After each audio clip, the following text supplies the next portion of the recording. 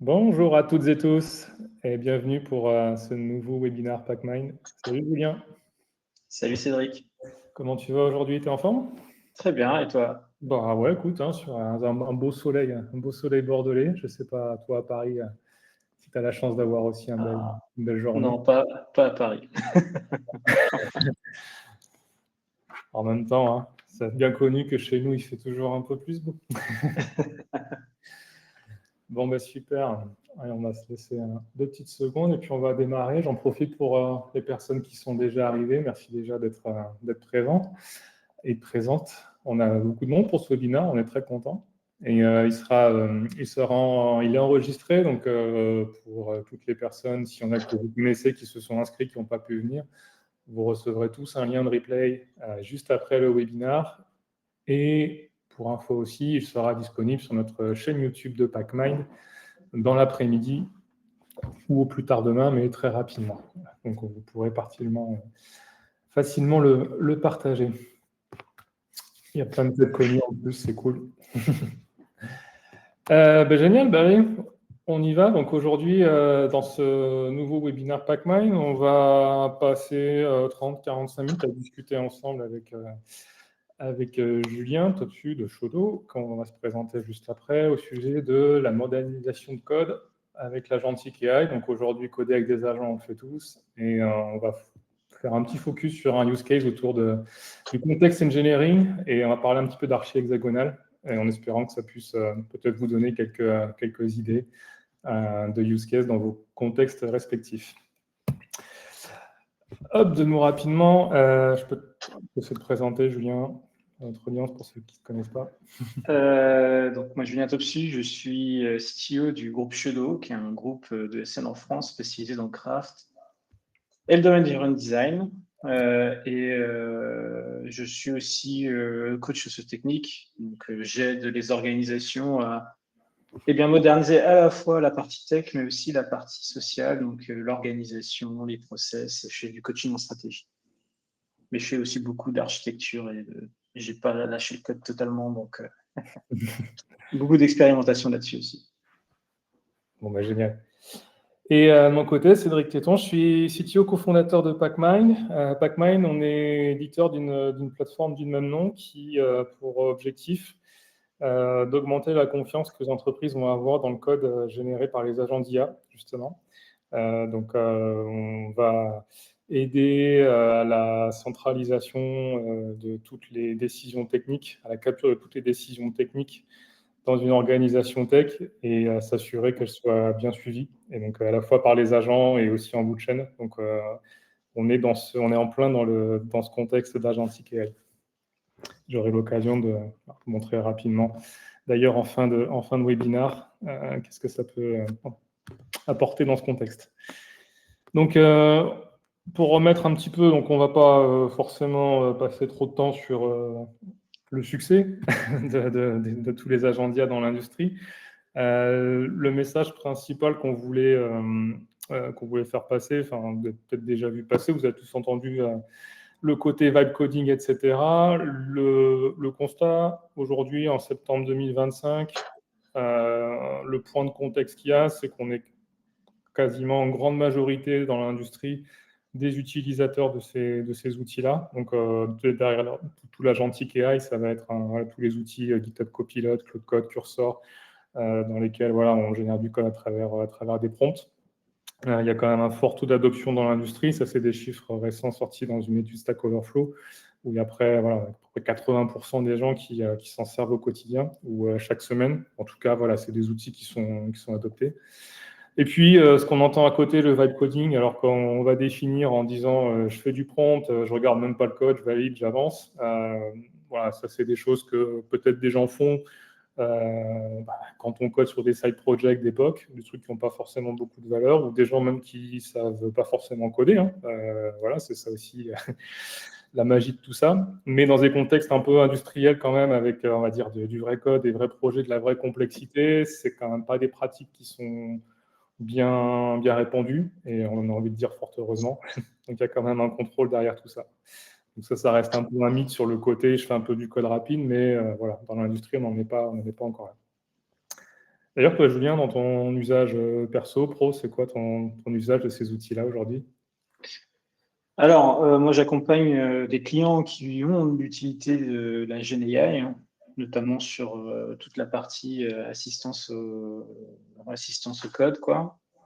Après, j'ai une utilisation de la GenAI qui est liée à mes conférences, qui est liée à d'autres modèles qui n'ont rien à voir avec du code, comme les text-to-speech, par exemple, ou bien la génération d'images, mais ça, je l'utilise beaucoup pour mes conférences, en fait, sur la partie delivery de mes conférences. Et nous, en fait, on est en train de regarder et d'expérimenter beaucoup avec l'IA, notamment pour on essaye de voir dans ma boîte comment en tirer profit pour des problématiques de rémédiation de legacy, notamment, et de voir un peu quels seraient les meilleurs use cases, enfin comment l'utiliser au mieux dans notre day-to-day en tant que dev. Donc c'est un truc qu'on creuse beaucoup en ce moment. Ok. Et je suis assez d'accord là sur le. Enfin, je suis d'accord, il n'y a pas d'accord sur une statistique, c'est juste que ça reflète un petit peu ce que j'ai tendance à voir, et notamment la partie vibe coding où personnellement j'ai essayé de faire des POC avec ça, et j'ai aucun de mes POC qui était fonctionnel, c'est-à-dire que j'arrivais à lancer. Donc, il fallait toujours reprendre derrière, et des fois drastiquement. Et c'est pas l'utilisation que je vois beaucoup chez mes clients non plus. C'est qu'ils n'ont pas tendance à vouloir poker from scratch, un truc comme ça. Il y a des limites, des outils de no-code sont presque plus utiles quand tu veux démontrer certaines choses que de vibe coder purement comme ça. Après, je dis pas que ça ne marche jamais, hein. C'est parce que je dis, il y a sûrement des use cases où c'est utile, mais il faut que ça marche. Et sur des trucs un petit peu complexes, j'ai jamais vu fonctionner. Yes. Bah, ça fait écho aussi à ce qu'on évoque aujourd'hui sur le côté. Enfin, c'est souvent une frustration qui remonte, l'impression que ça marche, mais pas tout à fait. Il manque toujours un bout. Et un gros sujet en ce moment, c'est d'essayer de comprendre c'est quoi le truc. Enfin, c'est quoi ce qui manque en fait. Est-ce que c'est de la connaissance d'un contexte métier, technique, et comment on peut essayer de combler ce fossé. Et ça, c'est un des gros enjeux du moment. D'ailleurs, on vous partage un sondage sur lequel vous pouvez répondre. Vous avez plusieurs choix possibles. Quels sont vos outils préférés dans le contexte du développement assisté avec des outils par IA? Vous pouvez en mettre plusieurs si vous voulez. C'est juste pour avoir un peu une tendance. Les différents outils qui sont utilisés, alors ils n'y sont pas tous, parce qu'il y en a quand même plus d'or. Donc c'est assez intéressant. Il y a une tendance de GitHub Copilot qui ressort. Il peut y avoir plein de raisons, mais en tout cas, bien sûr, c'est l'écosystème Microsoft, ça peut aider, mais en tout cas, ça fait partie de ceux qui ressortent le plus. Et Claude Code en deuxième, qui effectivement, je l'entends de plus en plus aussi apprécié par les développeurs et les développeuses, donc ça ne m'étonne pas. Plutôt bien fait, notamment quand on est dans l'écosystème JetBrains qui est fourni, on va dire, avec Juni, mais ouais, bon, on peut en discuter après, c'est les goûts et les couleurs. Tu utilises un petit peu, tu l'as testé Juni, je crois d'ailleurs, Julien. Ah bah, j'utilise beaucoup de Juni, oui, parce que je suis dans l'écosystème IntelliJ. J'ai utilisé aussi ChatGPT à côté Copilot, et j'ai pas encore essayé Claude Code. C'est le prochain que j'essaie. Ouais. Bah, écoute, effectivement, je te le recommande.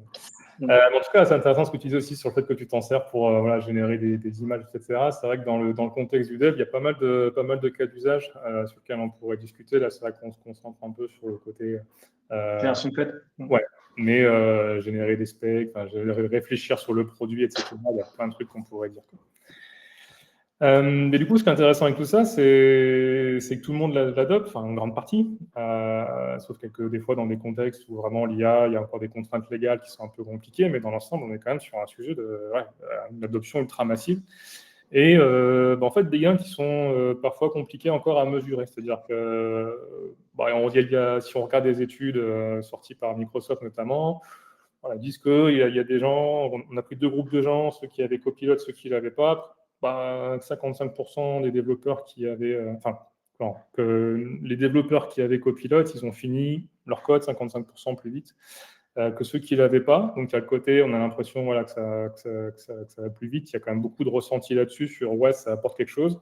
Mais quantifier ce gain, c'est encore un peu compliqué. Et c'est vrai que ça, c'est une sortie d'une étude récente du MIT. En général, en majorité, la plupart des projets de GenAI, c'est compliqué de mettre un ROI en face. Dans le contexte du dev, c'est toujours compliqué. C'est aussi de savoir c'est quoi la productivité. Je pense que c'est des questions qu'on me demande souvent aussi. Et voilà, je pense que c'est un peu des sujets de fond. Comment déjà tu mesures la productivité, quoi. Il y a plein de trucs qui existent, mais déjà, ça, c'est pas un sujet simple, quoi. Non, c'est sûr.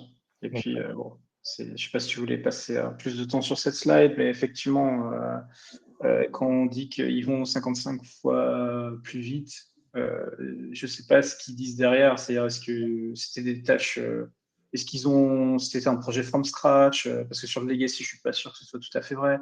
Enfin, il y a tout un tas de choses il y a le comment. En fait, c'est toujours pareil sur ce genre d'études. C'est quoi le mode expérimental et derrière, c'est comment tu mesures cette faster. Tu vois, alors, je crois qu'il y a une étude, ouais, j'ai mis le lien s'il y a un truc curieux, mais après, effectivement, on pourrait discuter de comment ça a été construit, quoi, parce qu'il est plus facile à maintenir que ceux qui l'ont fait à la main. Bon, voilà, il y a d'autres. ouais. Tout ça pour dire que même si on adopte massivement les agents d'IA, le fait de quantifier un gain, c'est pas encore totalement évident. Et si on regarde un petit peu plus comment est-ce qu'on peut maximiser justement l'usage de ces outils-là, on aime bien cette citation. Adi Osmani, alors, il est assez actif d'ailleurs sur LinkedIn, il partage du contenu qui est assez intéressant, donc c'est le responsable de la Google Chrome Developer Experience. Et donc, il disait cette chose-là que je trouvais assez intéressante, qui était de dire que pour exploiter au mieux les agents d'IA, celles qui vont performer le plus, ça va être celles qui vont être capables de définir, voilà, ce qui dit en fait des clear boundaries, des guidelines pour les agents d'IA, de mettre en place des gros patterns d'architecture, etc., et d'avoir un mécanisme itératif de feedback loop aussi avec ces agents-là. L'idée générale, c'est de se dire, pour travailler au mieux avec ces outils-là, il va falloir passer du temps à construire en fait ce qu'on appelle le contexte engineering. Vous avez peut-être déjà entendu parler de ce concept-là, qui est de dire voilà tous les éléments que les agents d'IA vont avoir besoin en amont pour optimiser la qualité de la sortie. Et ça, au final, quand on regarde les équipes entreprises qui performent bien avec les agents d'IA, celles qui s'en sortent le mieux, en tout cas qui prouvent que la qualité, qui en tirent le meilleur parti, c'est-à-dire qu'ils ont l'impression que le code qui est produit, il est plutôt OK, versus celle qui dit je comprends pas, il fait n'importe quoi, c'est jamais comme je veux, etc. Celle qui performe bien, il y a quand même une grosse culture de l'écrit déjà, de l'explicite. Donc tout ce qui va être architecture decision record, tout ce qui va être contexte technique, contexte métier.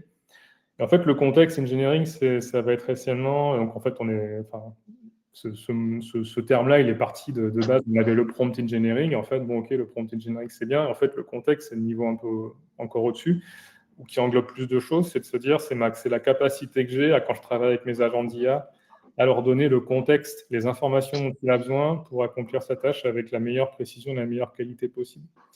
Et donc pour ça, la culture de l'écrit, c'est important parce que bien souvent, on passe ça à travers des fichiers Markdown, on met ça disponible à travers des ressources MCP. Mais l'idée, c'est que plus on a cette culture-là d'écrit et plus on documente des choses, comment est-ce qu'on veut que le code soit écrit, comment fonctionne notre code base, c'est quoi nos conventions, plus on fait ce travail-là et plus on voit que la sortie, elle est meilleure, quoi. Sur celles qui vont un peu vite, on va dire, sur le côté, on implémente tout de suite, c'est-à-dire, je demande à mon agent de faire ça et puis je ne suis pas content du résultat. En fait, bien souvent, quand on analyse le résultat et qu'on essaie de comprendre qu'est-ce qui s'est passé, c'est un peu ce manque de contexte qui ressort souvent. Et donc, forcément, on a l'impression qu'on passe notre temps à faire du rework, à revoir du code, à faire des allers-retours. Et donc, on n'a pas vraiment l'impression de tirer parti au maximum de nos agents d'IA, quoi. Et ça, donc parmi les entreprises qui, on va dire, qui affichent publiquement qu'elles utilisent massivement ces outils-là, forcément, il y a Anthropic. Il n'y a pas longtemps, leur CPO expliquait que chez eux, il y avait 90% de code qui était écrit par code. Donc forcément, bah, ça après, c'est aussi l'esprit d'un produit quand on est éditeur.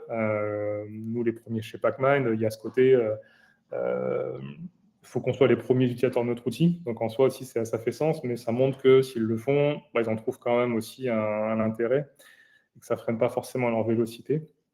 Mais ce qui est intéressant, c'est que ce n'est pas non plus sans impact. Là, ce qui est intéressant, c'est qu'il dit que le bottleneck, il se met maintenant au niveau de la code review, parce que ça reste quand même des humains qui vont regarder le code. Il y a toujours un mécanisme de contrôle, l'humain doit être dans la boucle. Et là, il dit que que ça demande pas mal de rigueur et de discipline au niveau justement de la merge queue, parce que potentiellement, si le code ne va pas bien, il faut faire des allers-retours, etc. quoi. Et d'ailleurs, si je peux rajouter, il dit quand même un autre truc qui est important dans ce qu'il a appris. C'est son point 1, c'est le fait d'aligner l'équipe autour de ce qui doit être construit. Et ça, c'est typiquement des choses qu'on avait déjà vues avec tous les aspects socio-techniques d'organisation des équipes vis-à-vis de leur architecture. Donc après, on va pas rentrer trop dans le détail de ça parce que c'est pas trop le sujet du webinaire, mais si jamais ça vous intéresse, j'avais fait une conf sur la Conway qui parle de ça et de pourquoi c'est important. Et a priori, ils ont dû le voir aussi dans l'utilisation de la GenAI dans la création de ce qu'ils font.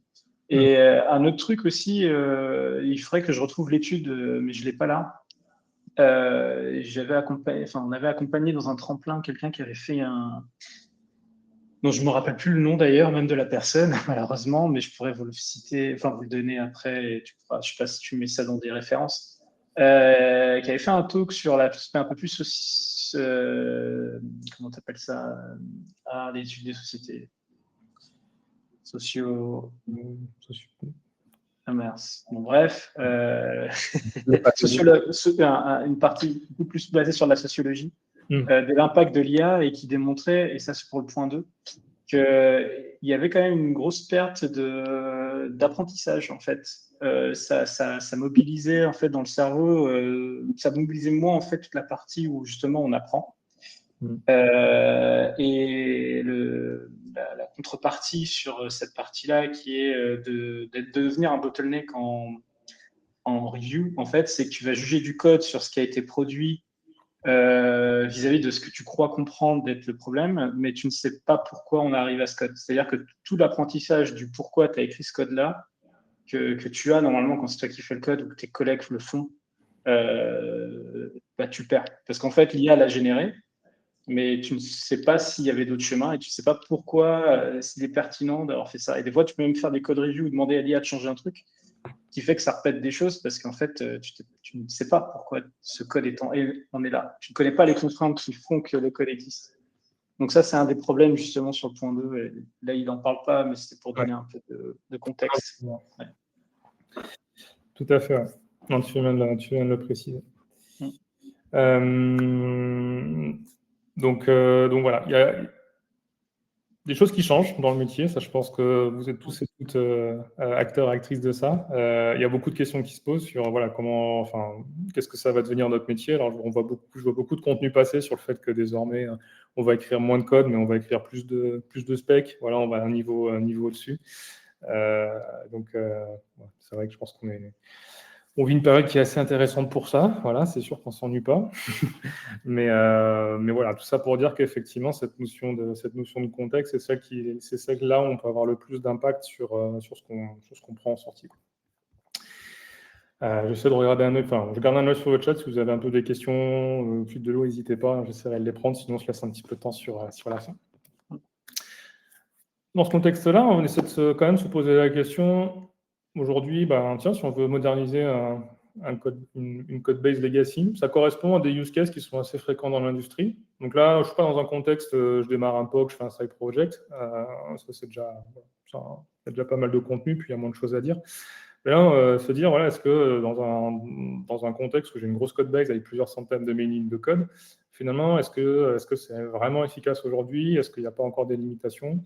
Et ça, je pense qu'il y a pas mal de personnes, peut-être ici, qui se posent la question, qui se sont fait poser la question.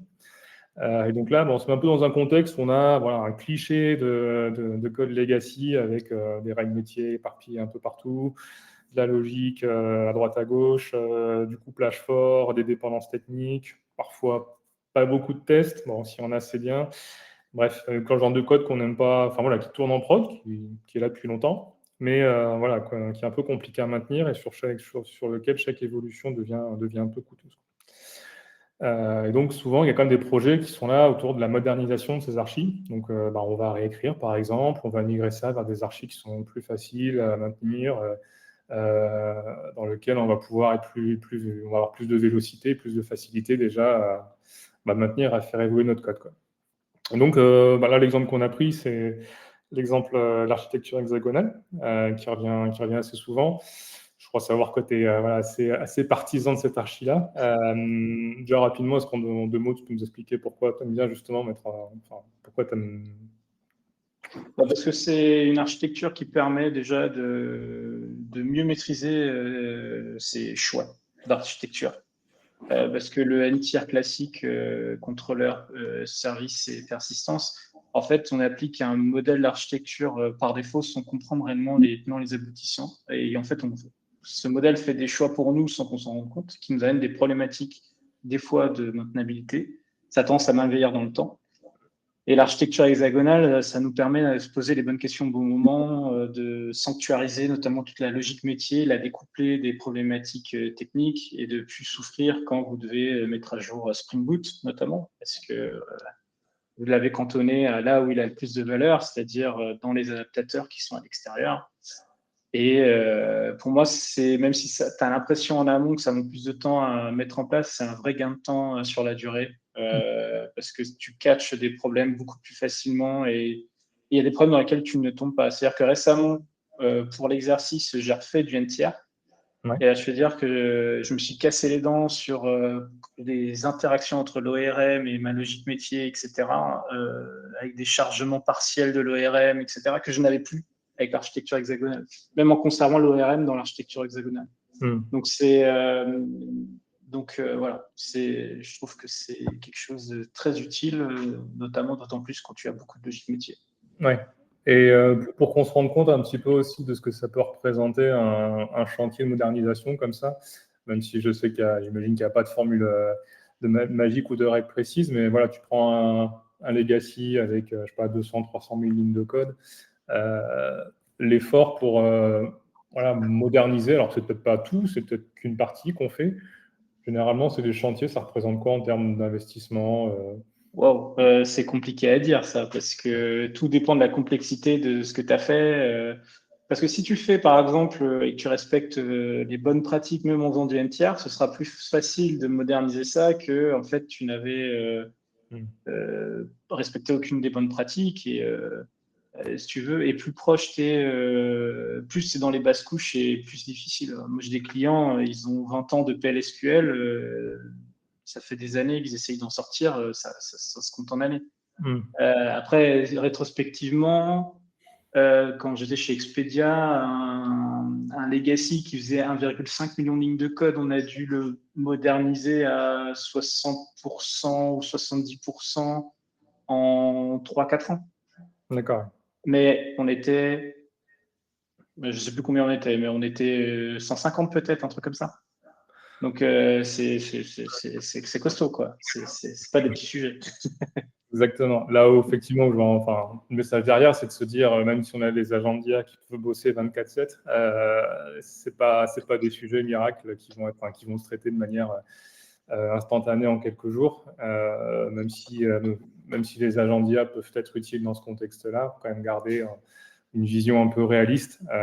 Donc on va y aller étape par étape, mais ça va prendre du temps. Ah bah oui, c'est sûr. Surtout qu'en plus, je sais pas si tu veux en parler là, de comment on peut utiliser la GenAI pour faire de la modernisation. Mais clairement, tu voulais passer une autre slide avant, vas-y, dis-moi. Ouais, non, après, on avait passé à la partie des mots concrètes. Donc, Ouais, en fait, tu parlais de l'importance du contexte tout à l'heure et c'est extrêmement important. C'est-à-dire que pour l'exercice, justement, j'ai essayé sur une code base de 4000 lignes de code, donc c'est pas très gros. Hein. J'ai fait des tests, notamment avec Juni et Sonnet 4 et ChatGPT 5, de transformer ça en architecture hexagonale, sans lui donner beaucoup plus de guidelines. Ça a fait n'importe quoi dans les deux cas. Par contre, si tu travailles ton contexte, comme tu l'as cité, c'est-à-dire que tu vas lui donner des guidelines. Moi, je lui avais même donné des repos de code qui étaient en archi-exa et de s'en inspirer. C'était grandement meilleur. Après, ce que j'avais fait aussi, c'est le côté plan. C'est qu'en fait, je lui avais même donné les étapes. Donc, j'avais dit, fais d'abord ci, fais d'abord ça, etc. En méta non plus, hein, pas en. Voilà, donc c'était grandement meilleur. Sauf qu'au bout d'un moment, ce qui s'est passé dans les deux cas, c'est que j'avais des erreurs de Juni parce que j'avais la context window qui explosait. Ouais. Parce qu'il s'avère que comme il fait plein de permutations, toutes les permutations qu'il fait, transformation de fichiers rentrent dans son contexte. Et au bout d'un moment, j'ai réussi à exploser la context window et il s'arrêtait et il faisait n'importe quoi. Donc en fait, même sur ça, pour 4000 lignes de code, c'est trop gros pour lui donner toutes les guidelines et lui dire fais. C'est mieux sur ce qu'il produit, mais il est capable. Enfin, en tout cas, aujourd'hui, j'ai pas essayé d'autres IA que. Enfin, j'ai essayé Sonnet 4 et ChatGPT 5 via Juni, donc j'ai pas essayé d'autres agents que ça et d'autres LLM que ça, mais il est pas réel au bout. C'est-à-dire qu'il a pété. Donc en fait, quelque part, il faut à la fois avoir quand même la connaissance de ce qu'est ces architectures, parce que sinon on n'est pas capable de le guider. Et il faut réussir à le guider et à savoir découper son travail pour que t'en tires profit, parce que sinon, d'un moment, il s'arrête en plein milieu et qu'est-ce que tu fais, quoi. Et c'est presque aujourd'hui, je trouve, une forme d'aubaine, je sais pas, mais le fait qu'il y ait cette limitation de contexte, ça permet de se dire, ben, ça me force à y aller de manière un peu incrémentale, quoi. Je veux dire, je sais qu'au bout d'un moment, si je lui demande trop, il va être perdu. Donc oui, c'est sûr que j'aimerais aller plus vite, mais ça m'efforce à avoir un niveau de granularité qui soit. Voilà, et il y a un truc aussi important, c'est que c'est pas parce que la context window est plus grande que c'est mieux, parce qu'il a tendance à être moins précis. Donc c'est pas magique, c'est pas tu rajoutes de la RAM, du coup il va plus vite ou il arrive à faire plus de traitements, ça marche pas comme ça. Non. Donc c'est parce que plus ta context window est grosse, plus plus il y a de choses et du coup les bonnes pratiques ou les trucs que tu as besoin à un instant précis à moins de poids. Donc c'est pas magique, quoi. Et puis le contexte peut se compacter, et puis des fois, il suffit qu'il ait vu passer en cours de route quelque chose qui contradit un truc qu'il a vu beaucoup plus haut que nous on pensait établi, ça peut le mettre un peu. Donc, je pense que des fois, à 70%, vaut mieux presque arrêter la session.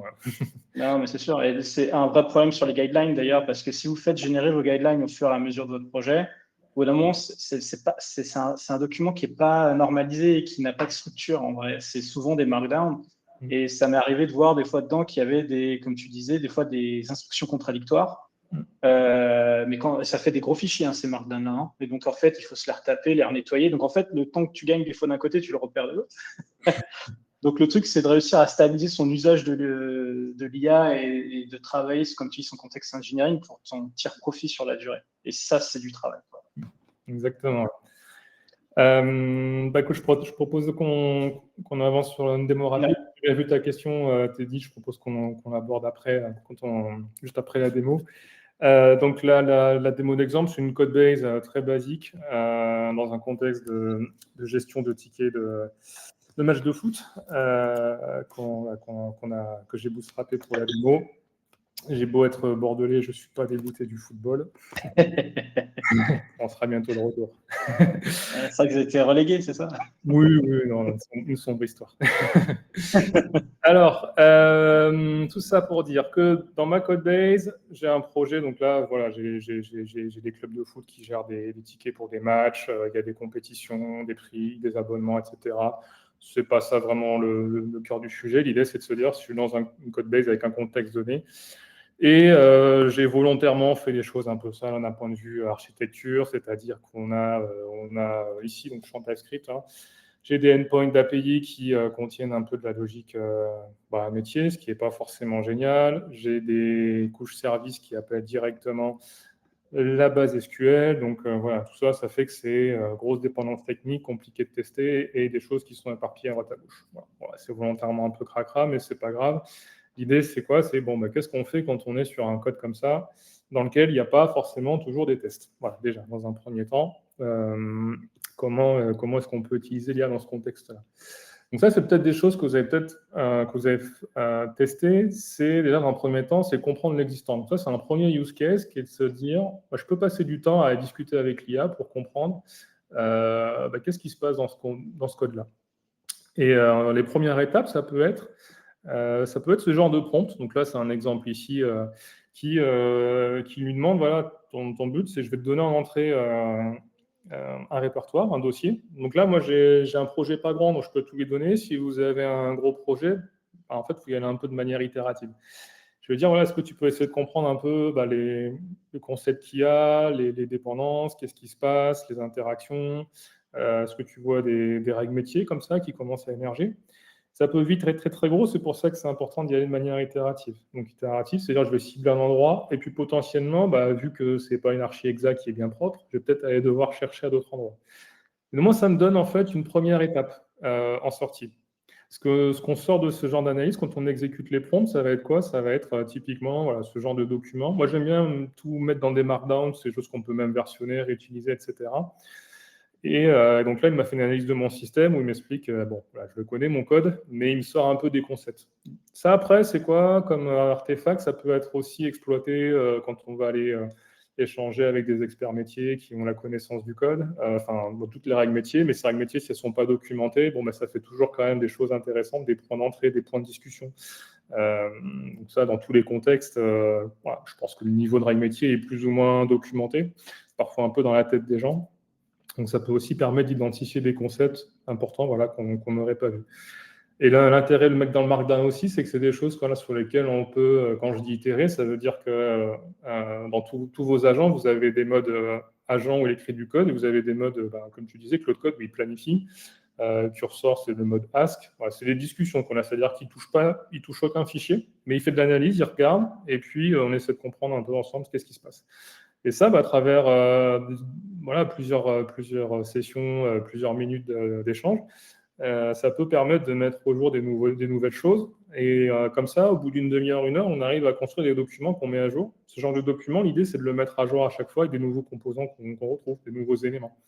Et là, je suis quand même en train de construire un premier niveau de context engineering, c'est-à-dire que je donne au moins les définitions de concept, de qu'est-ce que ça fait et qu'est-ce qui se passe un peu à l'intérieur, quoi. Donc ça, c'est le côté, voilà, je commence à comprendre un petit peu ce qui se passe et après, je l'affine avec ma source de vérité des règles métiers et dans un projet legacy, ça peut être, on va dire, à différents endroits. Si je peux me permettre d'appuyer un truc sur ce que tu es en train de dire, parce qu'on pourrait croire que ça, il serait peut-être en mesure de le faire au moment où on lui demande de faire le code. Et il le fait d'une certaine manière, mais s'il a des problèmes d'interprétation, on va dire, de ce qui se passe, et que vous lui demandez de construire des choses derrière, en fait, il va peut-être longtemps aller dans la mauvaise direction. Et pour donner un exemple, alors c'était un peu plus technique, moi j'avais demandé notamment, alors j'avais essayé avec les deux, il m'a fait quasiment pareil avec Sonnet 4 et ChatGPT 5, d'exposer en fait un service en contrôleur, je voulais qu'il me fasse un endpoint, en respectant les bonnes pratiques de REST. Il m'a généré un premier truc qui respectait pas du tout les bonnes pratiques de REST. Et ce qui était dingue, c'est que je lui demandais du coup derrière, mais est-ce que ce truc-là respecte les bonnes pratiques? Il m'a dit tout de suite non. Et il m'a laissé tout ce qui n'allait pas, alors que c'est lui qui l'avait généré. Et c'est plus simple de lui dire comment tu t'y prends et voilà, d'essayer de voir comment il va s'y prendre et de faire ce que tu as fait là, parce qu'il va documenter et il va en fait enrichir sa contexte window de manière dirigée, on va dire. Vous lui avez dit ça c'est bien, ça c'est pas bien. Et j'ai même l'impression que dans leur manière de travailler, ces IA-là, en fait, si on leur demande tout de suite de générer du code, je ne sais pas comment ça marche derrière, mais ça va peut-être moins voir de choses que si vous lui posez la question de est-ce que ça c'est bien, est-ce que ça c'est pas bien, est-ce que ça respecte tel truc. Parce que j'ai trouvé que c'était toujours meilleur quand tu le faisais dans ce sens-là. Donc c'est pour ça que c'est. Ouais, totalement. Moi, je sais que, j'encourage aussi ça dans mon équipe, on utilise tous ces outils-là, justement de passer un peu de temps à explorer le contexte, à le construire, parce que en fait, sinon, quand on démarre tout de suite dans l'implémentation, il va passer un temps limité. Il va regarder quelques fichiers, puis il va se dire, allez, ça passe, j'y vais. Ouais. Et il sera presque plus pertinent à générer le contexte tout seul en lui posant la question d'abord qu'en lui demandant d'implémenter, alors que tu pourrais ne pas intervenir dans les deux cas. C'est ça qui est intéressant aussi. Ouais, tout à fait. Ouais. Donc ça, on a le contexte un peu métier, le contexte technique, maintenant, c'est de se dire, bon, bah, si je dois amener ça vers de l'archi-hexa, comment est-ce qu'on fait? Déjà, il me faut un peu des règles générales d'archi-hexa. Donc ça, on peut toujours lui demander. Il est capable d'en sortir. Je me suis amusé à prendre un de tes projets open source, justement, Julien, que tu avais fait. Donc, c'est du contexte Java. C'est un peu le même principe. Ce que j'ai fait, c'est que j'ai extrait quelques règles à partir de là. J'ai utilisé aussi l'IA. Le projet est assez simple. L'idée, voilà, c'est d'avoir un découpage, une arborescence, voilà, quelque chose que tu aimes bien faire. C'est toi, voilà, c'est ta manière de faire. Et ça, en fait, en sortie, ça nous donne ce genre de markdown. Donc ça, c'est le contexte technique. Voilà, c'est quoi mes règles. Donc dans mon archi, j'ai une couche domaine, une couche infra, j'ai des ports, des adapteurs, etc. On va pas rentrer dans le détail, mais l'idée, c'est que je structure comment je veux faire les choses. Et puis des règles de base sur les dépendances. Voilà. Là, l'idée, c'est de structurer un peu c'est quoi toutes nos règles. Donc, dans un premier temps, il ne faut pas croire qu'on va tout réussir du premier coup. On va forcément oublier, et c'est grâce aux erreurs que vont faire les agents d'IA qu'on va faire ce travail petit à petit d'enrichir ce contexte technique. Mais plus on va le faire, et plus, moins on aura à le faire par la suite. Ça va nous faire gagner du temps, quoi.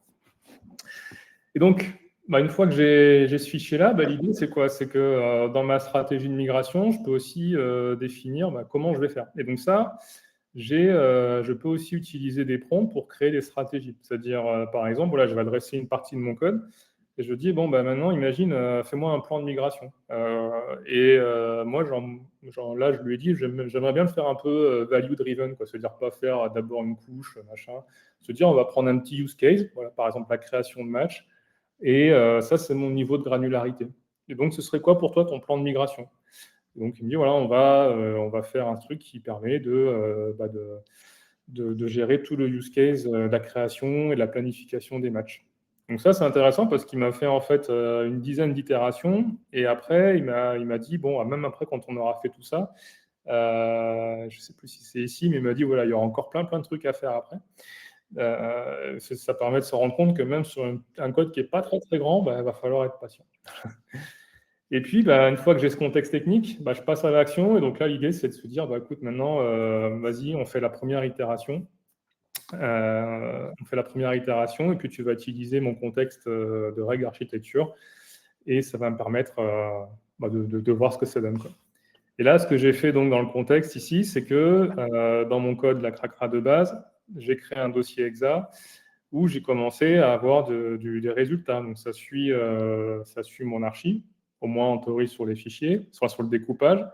Il a mis des premières choses à l'intérieur et je lui ai aussi demandé d'utiliser le Strangler Thing pattern qui permet d'avoir un routage pour les nouveaux use cases et d'utiliser les anciens pour le legacy, quoi.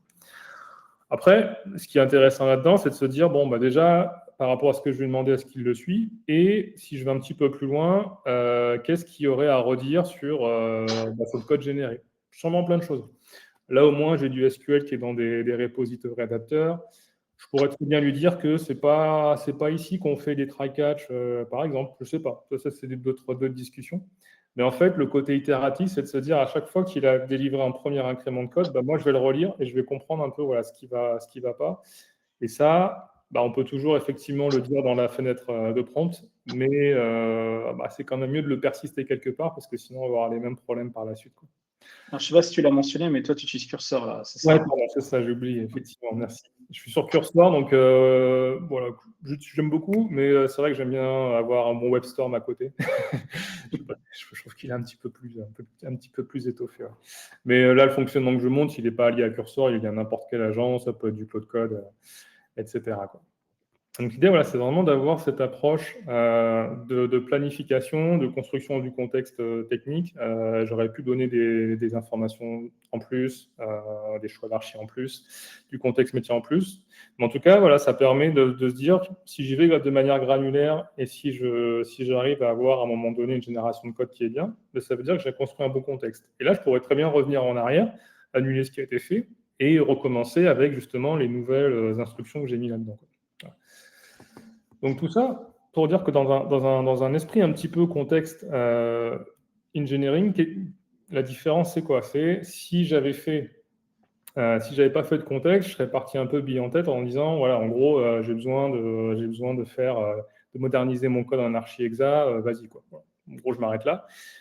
et versus ce qu'on a fait, qui est une approche qui est un petit peu plus intéressante dans un esprit contexte engineering, c'est déjà de construire le contexte technique, métier, de planifier ce qu'on fait, pourquoi pas l'embarquer, enfin, non, c'est plutôt un truc que je conseille, c'est de l'embarquer dans la code base. Quand vous avez un plan d'itération, vous bossez avec votre agent, potentiellement, demain, vous n'êtes pas là, quelqu'un pourrait reprendre le travail après tout. Hein. Il n'y a aucun problème là-dessus. C'est toujours intéressant de versionner aussi comment on a fait les choses et les stratégies qu'on a suivies. Et après, c'est comment je leverage le contexte. C'est ce contexte que j'ai construit, maintenant, je le donne à disposition des agents. Et ça, c'est ce qui nous permet de nous rapprocher de la catégorie des high performers, on va dire.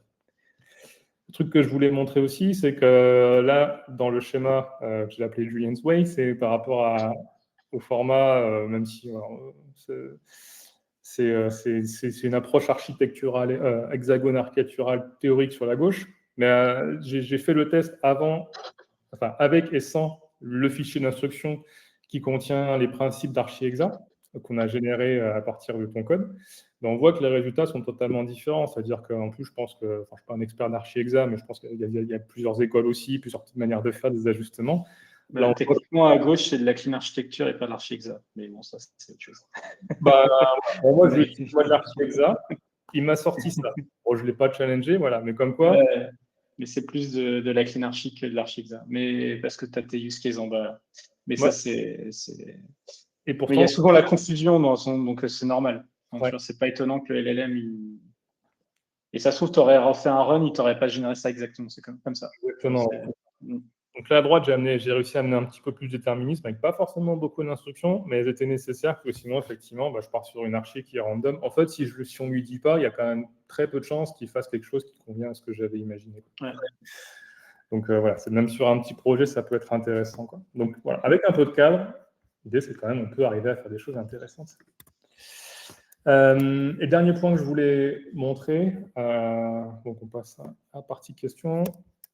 C'était aussi de se dire, ce qu'on vient de faire, c'est bien, mais ça reste quand même local. Et ça manque un peu de garde-fou. Ça reste local, pourquoi? Parce que je construis des fichiers, c'est des markdown.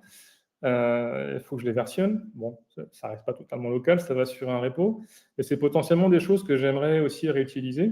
Si je suis dans une organisation, on a des dizaines, des centaines de projets qui ont un socle technologique commun. Parce que là, on parle de contexte technique de migration d'archi, mais ça pourrait très bien être en Java, en TypeScript, en C#. Ce genre de bonnes pratiques-là, si on veut les mettre un peu à l'échelle, c'est pas évident. C'est-à-dire qu'il faut maintenir des markdowns, faut les mettre sur les repos pour que les agents y aient accès. Faut des sources de vérité qui soient fiables.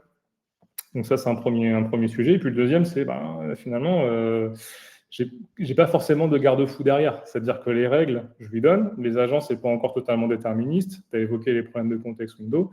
Donc on peut donner des choses pour contrôler l'impact. Et c'est quand même mieux si, après coup, quand le code a été commité ou au moment de commiter, on a quelque chose qui nous donne au moins une piste, au moins des billes pour savoir si on a suivi ou pas si le code suit les standards qu'on a voulu mettre en place.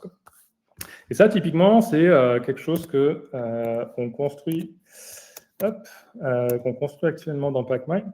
Hop, je reviens dessus.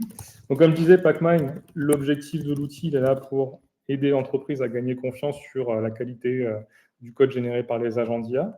Donc, typiquement, les artefacts qu'on va être capable de créer, ça va être tous les standards, toutes les règles, tous les guidelines et toutes les recettes aussi. C'est un concept de recette qu'on a dans Pacmine. C'est des choses qu'on va donner au contexte à des agents d'IA. L'idée, c'est d'être la source de vérité de ces artefacts-là. Donc là, ce que j'ai montré dans le Markdown, en fait, je l'ai importé dans Pacmine assez facilement.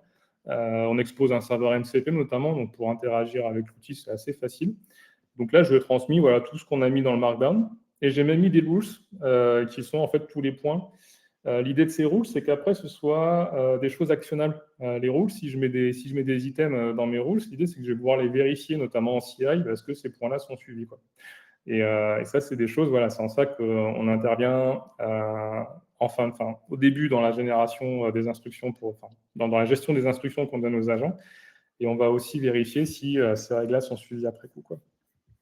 Donc ça, c'est des choses que je gère dans Pacmine.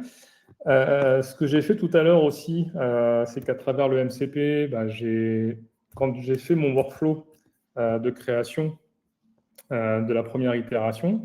J'ai fait quelques ajustements avec lui et je lui ai dit, voilà, est-ce que là, ce qu'on vient de faire, tu peux en créer une recette dans Pacmind, ce serait une recette de migration de code vers une archi exa.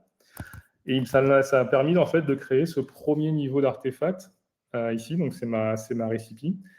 Donc le concept de recipe, c'est quoi? C'est une liste d'étapes que les agents vont suivre pour effectuer une opération bien précise. Et donc là, c'est mon approche incrémentale de migration d'exa vers quelque chose, de migration de legacy vers de l'archi exa.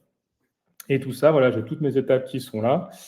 Et l'idée de tout ça, c'est que je l'ai envoyé certes à Pacmind, mais après, je vais pouvoir ces standards-là, ces pratiques-là, je vais pouvoir les diffuser. C'est-à-dire, imaginons, j'ai plein de projets qui sont concernés par la migration d'ArchiExa. J'ai un système de déploiement et de synchronisation. Donc là, je peux mettre, par exemple, des dizaines, des centaines de repos Git dans mon entreprise. Et je peux dire, voilà, ces fichiers d'instruction-là, je vais les envoyer au format Claude, au format AgentMD, au format OpenAI, au format Cursor, dans ces repos-là. Et donc, l'idée, c'est que Pacmind, il va être là pour synchroniser et garder à jour tout ça. Donc, ça facilite en fait beaucoup la mise à jour et la maintenance de ces fichiers d'instruction à l'échelle. Et tu permets aux gens d'être un peu plus agnostiques de la technologie qu'il y a, du coup. Exactement, ouais. Tout le côté rendering, on facilite ça. Et le côté vérification, donc ça, pour les personnes qui connaissent aussi un peu l'outil, c'est quelque chose qu'on avait déjà. Hop, là, c'est où je voulais mettre. C'est mon IntelliJ. Hop, il est un peu caché. Voilà. C'était de dire toute la partie vérification des règles. Donc ça, c'est quelque chose qu'on avait déjà, qui existe déjà dans Pacmind.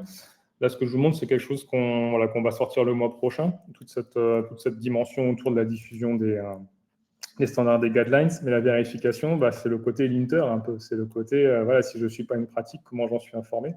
Et donc là, il y avait une des règles qu'on a mis dans le standard qui était de dire que toutes les classes qui sont des stubs, elles doivent avoir la notation stub. C'est un exemple très simple. Du coup, si j'enlève la notation, j'ai ici mon alerte qui me dit que nos stubs, ils doivent avoir une notation. Voilà. Donc là, c'est un cas très simple, mais l'idée, c'est à travers l'analyse statique, à travers l'analyse d'IA ou d'autres outils, on est capable de vérifier ces règles-là. Dans l'objectif de nous faire gagner en confiance, forcément, dans l'utilisation de nos agents d'IA. Écoutez, on a terminé pour ce qu'on voulait vous présenter. Merci Julien pour de rien. Participation. Merci à toi pour l'invitation. Si je peux me permettre, je voulais juste rajouter un truc sur la partie context engineering et toute la démarche que tu avais faite. Ouais. Moi, ce que je me suis rendu compte aussi, c'est que sur du legacy, une fois que j'avais pété ma context window, je me suis dit, je lui ai donné tout, comme toi, là, en fait, tout ce qu'il fallait faire. Ouais. Donc, je vais essayer de le guider et de le lancer sur des itérations plus petites, c'est-à-dire au lieu de tout changer pour t'aligner sur ce que je t'ai donné comme guidelines, tu vas d'abord faire ça, ça et ça. Et en fait, le truc, c'est que comme dans les guidelines, tout était documenté, il avait tendance à aller plus loin que je lui demandais et à hexagonaliser des trucs en plus que je lui demandais pas de faire. Notamment, je lui demandais de rester dans le domaine et il s'était rendu compte, mais du coup, pour ce nouveau truc, il n'y a pas de contrôleur. Il commençait à aller m'hexagonaliser le reste.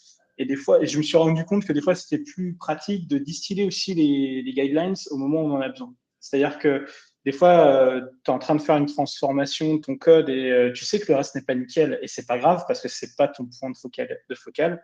Et le problème, c'est que si tu mets tout de suite les guidelines autour, tu sais, comme c'est un peu stochastique, tu sais pas trop ce qu'il va faire. Des fois, il passe du temps à vouloir faire les trucs en plus.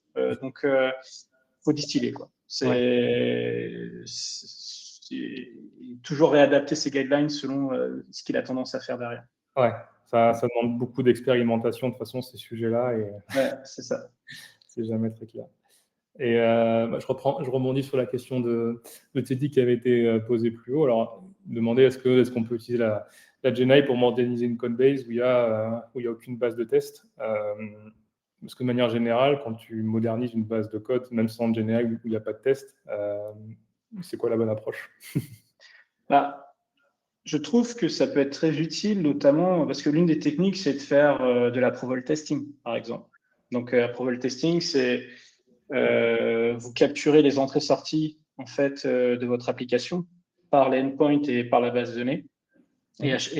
Donc, en fait, ça n'a pas plus de logique que ça. Ça va juste checker que pour une entrée A, tu as toujours la sortie B. Et ça nous fait des premiers pivots de refactoring. La GNA est capable de générer ces trucs-là. Quand vous utilisez des frameworks d'approval testing, alors je ne me rappelle plus des noms, mais il y en a en JS, il y en a en Java, etc. Mais on peut leur demander aussi de rembourser, ça je fais faire souvent, les tests. Et dire, là, la code base, il y a des trucs qui manquent, est-ce que tu peux me générer des tests pour telle classe ou tel use case? Ce qu'il faut faire très attention dans ce cas-là, c'est déjà, il faut vérifier que, en gros, il faut travailler son contexte aussi parce que faut faire en sorte qu'ils ne testent pas les implèmes mais les comportements. Donc ça, souvent, il faut le mettre dans le contexte. Et qu'il vous fait des niveaux d'assertion qui correspondent à ce que vous attendez. Parce que moi, il m'a fait le coup de me faire des assert notes nulles à ce que les trucs retournaient. Donc ouais, c'est cool, tu m'as écrit des tests. Donc il le fait pas tout le temps en plus. Hein. Encore une fois, c'est pas prédictif. Donc c'est pour ça que de travailler, du coup, je me suis mis sur une petite zone à dire, pour ce truc-là en particulier, rembourse-moi les tests. Je regardais ce qu'il faisait, puis je lui donnais des guidelines. Et quand je trouvais que c'était assez bon, en fait, là, je généralisais sur une zone plus grosse, un petit peu plus grosse, je regardais, et après, j'ajustais, et puis hop. Et donc, c'était assez utile de faire ça. Ils sont très bons, généralement, ces modèles-là, pour essayer de restituer la compréhension de ce qu'il y avait dans le code. Donc, ça marche assez bien, en fait. C'est une forme de Mikado, tu as raison, je le ferai. Mais sauf que tu le fais avec l'expérimentation de l'IA, ce qui régénère. Parce que tu ne peux pas la tester à l'avance, ce qu'elle va faire. Mais oui. Top, merci. Je réponds rapidement à la question de Lucas. Quel avantage de stocker les instructions sur Pacmind versus les fichiers Markdown sur un repo Git? Les principaux avantages que je vois, déjà, suivant certains contextes, quand tu as plein de projets différents qui ont avec une certaine hétérogénéité technologique, devoir configurer les différents copilotes de chaque équipe, de chaque projet vers le bon endroit dans le repo, ça peut devenir un petit peu compliqué. Là où on travaille en fait dans Pacmind, c'est que notamment dans des contextes gros monorepo, tu peux définir la granularité où tu déploies tes fichiers d'instruction. Donc tu peux dire par exemple tous mes fichiers, tous mes standards front, je les déploie dans 20 repos ou dans le monorepo, mais dans telle partie. Donc tu peux avoir ce niveau de granularité-là. Donc tu as plus de facilité, je dirais, sur rendre accessibles les instructions aux agents. Et après, l'autre gros levier, c'est la partie enforcement après coup. Donc c'est le côté de se dire, j'ai défini des instructions, comment je les rends actionnables, comment, par exemple, je suis capable de mettre un stop dans ma CI si ces règles-là, elles n'ont pas été suivies par les agents. Donc ça aussi, nous, derrière, on va utiliser de l'IA générative on a une sorte de boîte à outils qui permet de détecter est-ce que les règles sont suivies ou pas. Mais c'est d'amener aussi de la sécurité et de la confiance en plus. Top, on a le temps pour une dernière question si jamais il y a. Mais en tout cas, bon, c'était moi. Pas d'autres questions? Écoutez, tout le monde. Tant mieux alors. Un fou furieux avec technique compliquée. Ah. Super, tant mieux, Guillaume. Un fou furieux de la technique compliquée vers un archi. Peut-être si c'est quelqu'un qui connaît Julien, je ne sais pas. En tout cas, voilà, si vous avez d'autres sujets abordés autour de l'archi-exa, Julien il est assez disponible sur LinkedIn. Yes. Voilà. Et merci Cynthia d'être venue, c'est cool. Il me reste à te remercier encore une fois, Julien, pour avec plaisir. L'échange qu'on a eu. C'était très chouette. J'ai apprécié le moment. J'espère que vous aussi, vous avez passé une heure intéressante avec nous. Et le webinaire sera sur YouTube dans l'après-midi sur la chaîne Pacmind. Donc, n'hésitez pas à le partager si vous le souhaitez. Et puis on se tient au courant pour un prochain webinaire. Et je vous souhaite une très bonne journée à tous et toutes. Au revoir. Salut Julien, salut tout le monde. Salut.